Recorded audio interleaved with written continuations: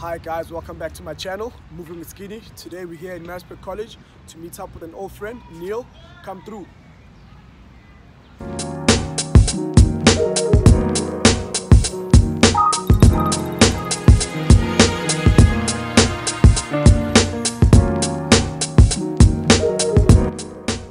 Let's move!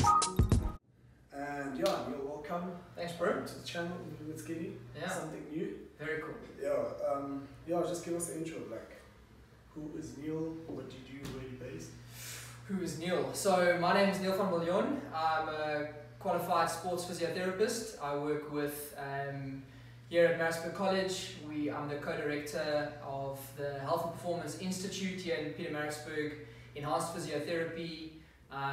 We service the boys here at Maritzburg College. I work with UK's in an MP where I met Skinny.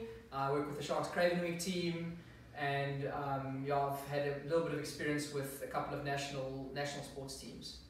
Okay, so let's just get straight into it without wasting time. We tend to talk about speed in different perspectives, and what I want to know, what is speed to you as a physio? When we say speed, like, what is speed? So speed to me is obviously an injury risk. No, that's just a joke. So for me, speed is largely force production. Okay. If you can produce force, that equals speed. So yeah, like I say, force production, shifting your weight over a distance, but it's also efficiency. How efficiently can you produce force over distance? Try not to be too scientific about it. Okay, so if I said Sabelo Sanantla or Roscoe Speckman, who would you choose and why? So that's a tricky question. Classic speed athlete sprinter, I would go Sabelo Sanantla. He's got that real racehorse build and your typical fast-looking guy. But from an underdog perspective, I like Roscoe Speckman because he's short, he's stocky, a little bit like me. Look at the guy, he doesn't necessarily look like you would think he's really fast, but man alive, he can produce force. And he has also got that quick acceleration, which I just love to see. Okay, and as a physio, what is your favorite exercise, speed related? So, again, like I say, I mean, it was a little joke at the start, but obviously when you talk about force production as fast as possible and speed, we always have to talk about hamstring injuries.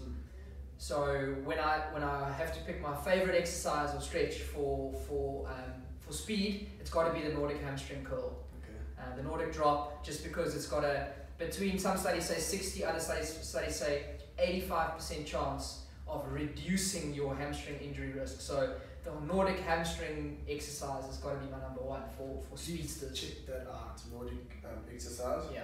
If you can. And okay, moving on. What advice would you give to us athletes in avoiding injuries?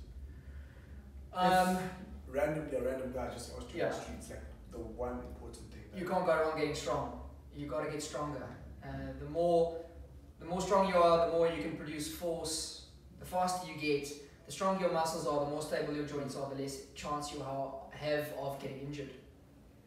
Okay. And what are your views on a hamstring injury? How should it be treated?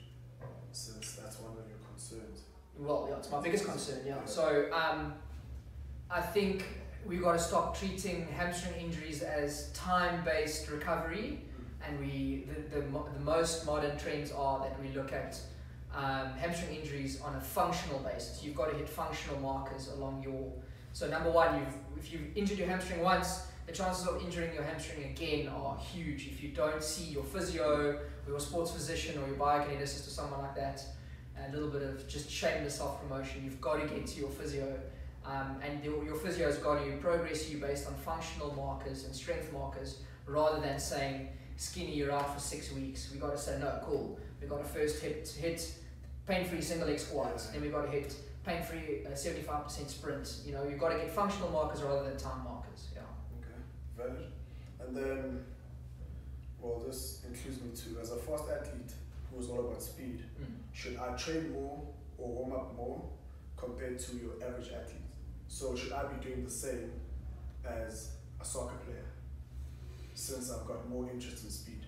So each sport, each athlete obviously going to have different outcomes or different markers that they've got to hit. So no, I wouldn't say it's the same. You've got to do some, not more necessarily, but you've got to do different stuff. So you've got to, I would say, speed athletes, you don't need to train speed and you don't need to run fast every single day.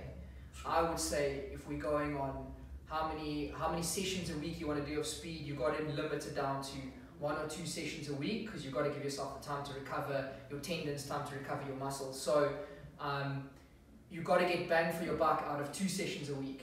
And also, don't underestimate the easy sessions. If the easy sessions can be done well, and you do all the low RPE stuff well, then you're going to get a lot more bang for your buck. But your sessions are going to feel weird because you're going to be warming up for a long time, and then your burst of speed and your burst of hard work is going to be short, and you're going to recover for longer as well. So it's going to feel strange, but it's going to be very different to your other athletes. And then in a rugby context or whatever like that, my frame of reference obviously is rugby. You've got to still include speed with change of direction. You've got to include speed with acceleration, deceleration. So you're going to have to train very differently to other athletes. Yeah. Okay.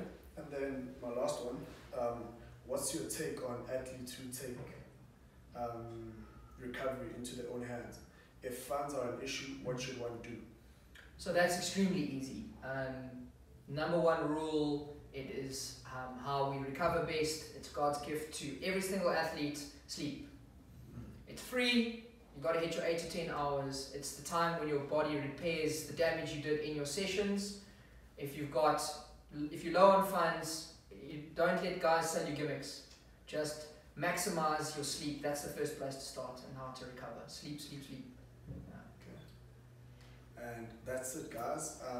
Thanks for tuning in. And now, 30 seconds of fame. 30 seconds of fame. Yeah, just whatever. Yeah, go for it. So my 30 seconds of fame is that I work with Skinny, and he was one of the best rugby players at varsity. One of the greatest guys to work with. Always listened, always did his rehab, always did his recovery, which was great. Yeah, my passion is varsity and high school rugby. That's where I froth the most. But yeah, pop into Maritzburg, come to the Health and Performance Institute.